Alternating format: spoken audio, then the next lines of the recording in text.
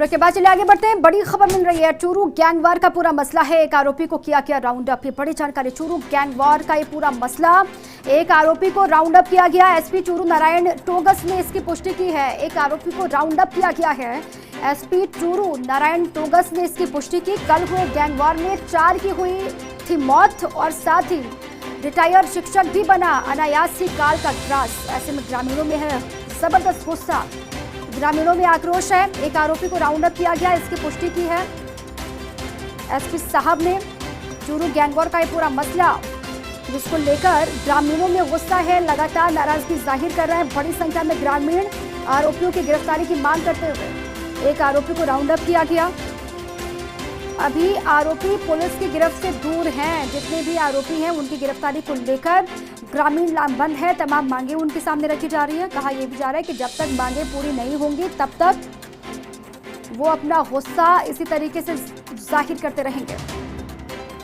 बड़ी जानकारी, कल चूरू में गैंगवार जिसके बाद से हड़कंप मचा। आपने देखा 4 लोगों की जान चली गई और उसके बाद कई सवाल खड़े हुए पुलिस की कार्यशैली को लेकर भी।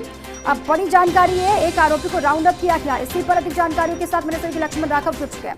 लक्ष्मण, एसपी साहब ने पुष्टि भी की है कि एक आरोपी को राउंड अप किया गया। सवाल यही है कि गिरफ्तारी सभी आरोपियों की कब होगी? देखिए, निश्चित तौर पर एक सफलता कह सकते हैं। संदीप नाम के शख्स को पुलिस ने राउंड अप किया है। दरअसल एसपी नारायण टोगस ने इस बात की पुष्टि की है, हमारी बातचीत हुई है। निश्चित तौर पर लोगों में आक्रोश स्वाभाविक था इस पूरी घटना को लेकर। 4 लोगों की मौत हुई है, एक रिटायर्ड शिक्षक काल का ग्रास बना है। अभी जो दूसरी बात निकल कर आ रही है, ग्रामीण जो है वो कहीं ना कहीं अब शव लेने के लिए तैयार हैं।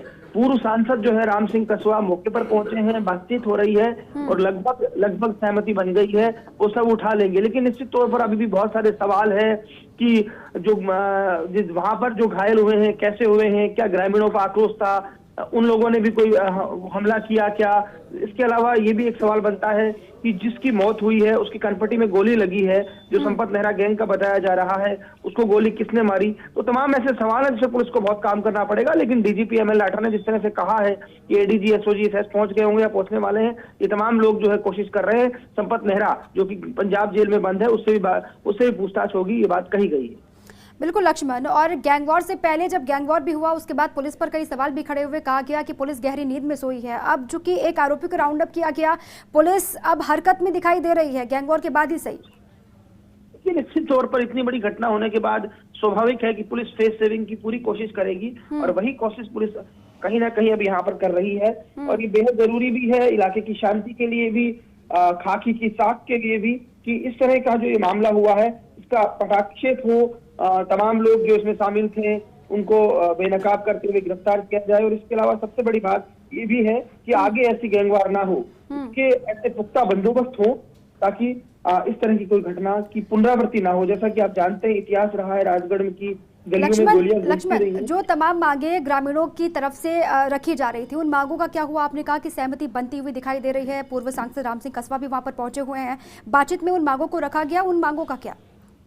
देखिए, जो मैंने जैसा कहा कि अभी ये खबर निकल कर आई है हमारे सूत्रों से कि लगभग सहमति बन गई है। अच्छा। थोड़ी देर बाद ये भी तय हो जाएगा कि कौन कौन सी मांगे थी जो सीधे तौर पर मान ली गई और कौन सी ऐसी मांगे हैं जिन पर थोड़ा बहुत पेच बना था। तो उसमें थोड़ा वक्त लगेगा, लेकिन मैं ये निश्चित तौर पर खबर दे रहा हूँ कि ग्रामीण तैयार है सब उठाने के लिए।